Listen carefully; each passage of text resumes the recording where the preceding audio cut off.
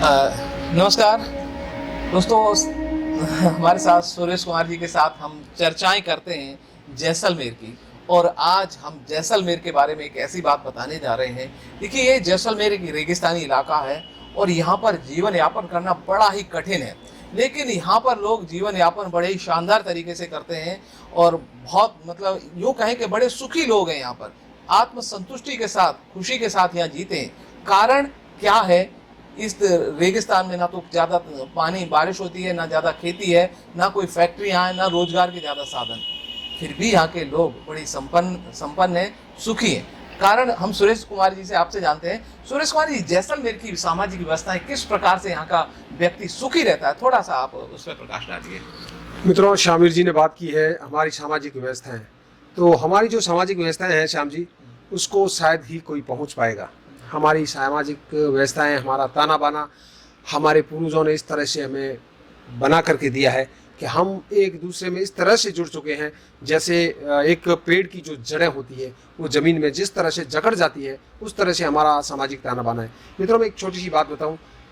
हमारे जैसलमेर परिसर या रेगिस्तान, ये पश्चिमी राजस्थान की बात करें तो एक जनरल बात करता हूँ कि अगर हमारे गांव में कहीं मेहमान आ गए, उस व्यक्ति की क्षमता कम है, आज भी जैसलमेर के घरों के अंदर छोटी छोटी खिड़कियाँ रखी हुई हैं। तो यह पुरानी हमारी व्यवस्थाओं की बात करती है। कभी रात को मेहमान आ गए, उस समय में ऊँटों पर आना जाना होता था। अगर 10 मेहमान आ गए और घर में अगर खाना नहीं है तो एक खिड़की से वो आवाज़ लगाती थी पड़ोसी को, वो पास वाले को लगाती थी। इस तरह से 10 घरों के अंदर से आवागमन चालू हो जाता था और 10 घरों से सामान एकत्रित करके वो जो 10 मेहमान हैं उनको पता ही नहीं लगने दिया जाता था कि रात को उनका खाना बन जाता था, पानी वगैरह सब व्यवस्थाएं हो जाती थी। तो यह एक ढांचा था। और उसी के साथ जैसे अगर हम बात करें, कहीं कोई मृत्यु हो गई और वह किसी का रिश्तेदार है, उनकी बच्ची उसको दी हुई है, तो वह रात के समय मिलने के लिए जाते थे। और जब वो मिलने के लिए जाते थे, उनको पता रहता था कि मेरा जो रिश्तेदार है उसकी आर्थिक स्थिति मजबूत नहीं है, तब वो एक समूह में मिलने के लिए जाते थे। और वहाँ जो एक कह सकते हैं हम दरी जाजम जो बिछाई रहती थी, उसमें सबसे जो छोटा होता था उसको कुछ पैसा हाथ में पकड़ा दिया जाता था। हम बातचीत करेंगे, तुम उस समय उस दरी को ऊपर करके उसके किनारे से उस पैसों को उसके नीचे रख देना है, क्योंकि उनको पता है कि हमारा जो रिश्तेदार है उसकी आर्थिक स्थिति कमज़ोर है। तो जब वो रात के समय ही जाते थे, दिन में कई लोग मिलने के लिए आते थे, और रात के समय जब वो जाता था तो पैसे रख करके फिर निकल जाते थे। और जब वो दरी को उठाते थे तो उसके नीचे पैसे उनको मिल जाते थे, तो वो अपना काम अच्छी तरीके से पूर्ण कर लेता था। तो ये हमारी सामाजिक ताना बाना और ये व्यवस्था है जो आज भी हमें उस समय की याद दिलाते हैं कि कितना कठिन समय था, लेकिन बहुत ही तगड़ी व्यवस्थाएं हमारी हुआ करती थी। सुरेश कुमार जी, देखिए, जो आपने एक व्यवस्था की बात की, शानदार व्यवस्था, और दूसरे का आत्मसम्मान भी बना रहे और मदद भी कर रहे, यही सच्ची मदद होती है।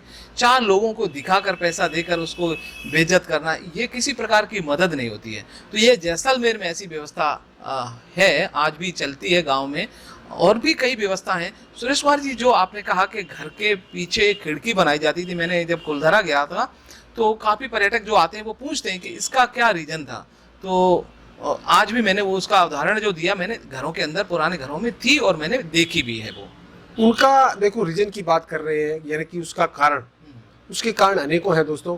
जैसा मैंने एक कारण छोटा सा बताया, मेहमान आ गए, उनकी व्यवस्थाएं करनी है, उस घर में उस समय रात को कुछ सामान इतना है या नहीं है, तो एक दूसरी खिड़की से वो व्यवस्थाएं हो जाती थी। और उसके बाद कभी ऐसी आपातकाल स्थिति बन जाती थी, कहीं गांव में कोई हमला हो गया, तो एक व्यक्ति को एक घर से 50वें घर के अंदर से निकाल करके उसको भगा सकते थे या सूचना दी जा सकती थी। तो इसके अनेकों कारण हुआ करते थे। और दूसरे में हमारी जो व्यवस्थाएं हैं, हमारा ताना बाना है, गांव में जब व्यक्ति आता था तो एक कोठड़ी व्यवस्थाएं होती थी। आज के समय में हम कह सकते हैं सभा भवन। वहाँ जो भी बूढ़ा व्यक्ति बैठा होता था, उस गांव में आने वाले व्यक्ति को पूछता था, आपका क्या नाम है, आपको किससे मिलना है।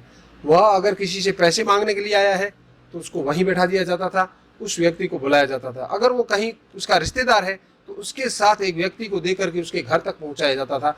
यह कोठड़ी की व्यवस्था थी। कोठड़ी में बुजुर्ग लोग बैठे थे, गांव का जो मुखिया होता था वो बैठता था, उसके साथ 5-7 व्यक्ति बैठते थे।